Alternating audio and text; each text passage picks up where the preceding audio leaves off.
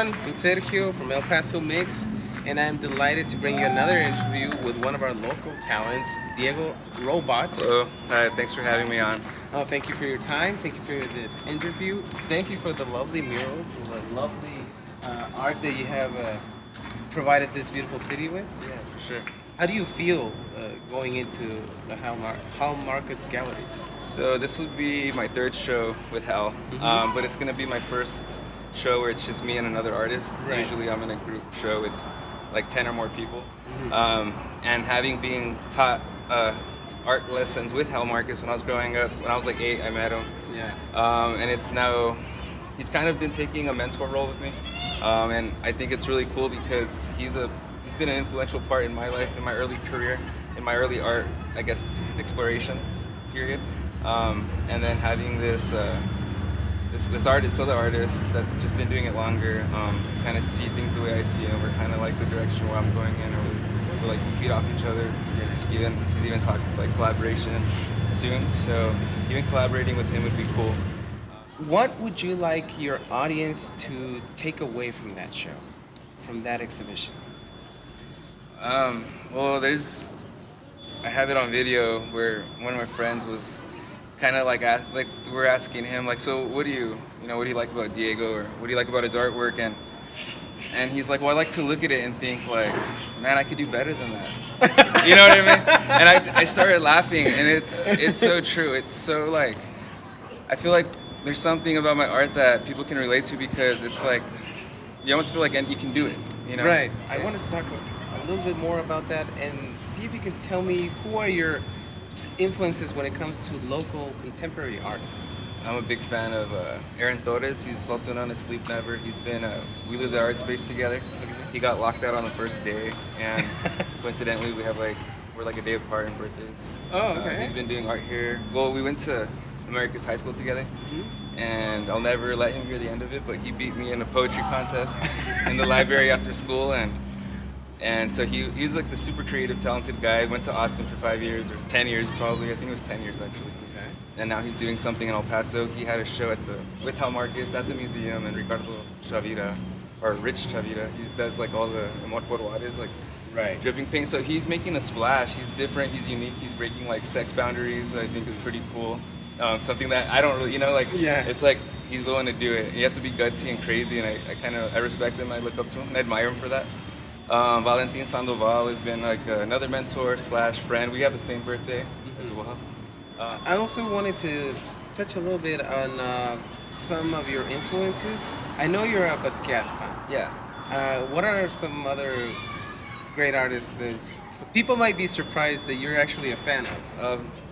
Okay, yeah, I like Keith Haring a lot, of Okay. course, Picasso, Frida, because, Shepherd's Ferry, Okay. Gabriel Bay, Revoke, like there's this artist, Shock One, he like does x-ray stuff, kind of like Joey's stuff. Mad C, I mean, there's so many. I think like a Renaissance period that was about to happen, there's like all these artists, kind of like El Paso right now. Right. There's all these artists coming up, there's all these musicians coming up, it's kind of, everyone wants to be, like everyone is an artist now, everyone, it's kind of like this battle with light and... Yes. kinda like- Would you say that we have kind of like a Harlem Renaissance going on here in El Paso?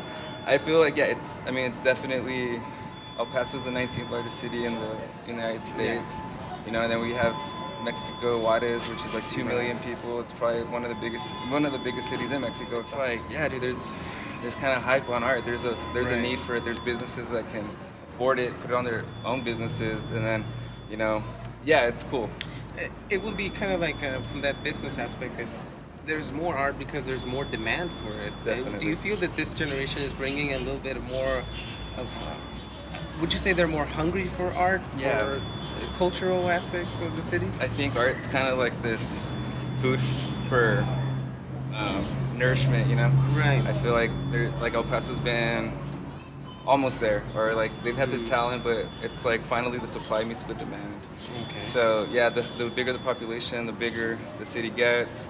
The need for revitalization of a whole downtown. It's gonna take musicians. It's gonna take Right. artists. Shout outs to Jason Brewer, dude. He like got hit up to do the one of the buildings here at the Bassett Tower. And actually, I have a painting there with Tino. We have a collaboration piece. You have But- art all over, Yeah, all over the there's- city. That's yeah. great. That's always really nice when you kind of leave your mark Yeah, open kind of. and like exposed. And you don't really think about it. You're just kind of painting and doing it. Most of the time, you're doing it for free just to do it. And then after a while, you just start seeing how much like whatever is working with you, it's like working for you. What advice would you give to young artists who are not sure if they want to pursue this? Would this be a right moment to go into art here in El Paso? Yeah, I think it's definitely something that's not going to be easy, no matter what time you start. But it's also like what I tell myself is there's not like whenever I think about giving up or quitting, it's like nothing goes unseen. You know, there's always a purpose behind what you do, and it's ultimately up to you. Like every reaction comes from an action. So if you just stay positive, dude, and just make sure like. I mean, there's super like, I mean, I've seen it where it's like they've taken a long time, but then I've seen people that just pop up, dude. I mean, they're so talented that they literally get seen once and they're like, they could do it, Yeah. you know? So, I mean, there isn't really gonna be, it's not, I don't know, every story is different. So if you're willing to try your story out, you know, why not? If it's the chapter you want to make, it's the book you want to write, and it's not gonna be the same for everybody because everyone is different, everyone possesses different gifts. So, you know, it's interesting. What I like about the way you describe El Paso, it sounds like you're in love with El Paso, with its art scene, with everything Yeah. about it. And now I thought this would be a difficult or an easy question, but I think it's going to be kind of a big one for you. What do you like the most about El Paso? Chico's Tacos. That's it. You didn't Yeah. hesitate at all. No. Chico's Tacos. That's it. Or, yeah. You know. Chico's Tacos. Or Roscoe's. Either Oh, or. I can okay. live off either or. Either or. Okay. Yeah. And finally, I wanted to ask you, where can people find you on social media? Okay. Instagram, Diego Robot. Okay. DiegoRobot.org. That's your and web? My Okay. yeah, my website is probably the best way. Okay. And then I have my Facebook and Instagram links on there. And Okay. then things I'm working on, I guess it's like I'm gonna start making hats pretty soon. So I'm gonna go more with the Great. merch. Like I'm gonna tap into that a little bit now. Absolutely. So Absolutely. yeah. Well, thank you again for your interview. Thank you All for right, your thank time, for your artwork, for your passion. Yeah, no And remember to follow El Paso Mix to stay tuned for more local artists and local businesses. Things to do and great things are coming. Thank you. Thank you.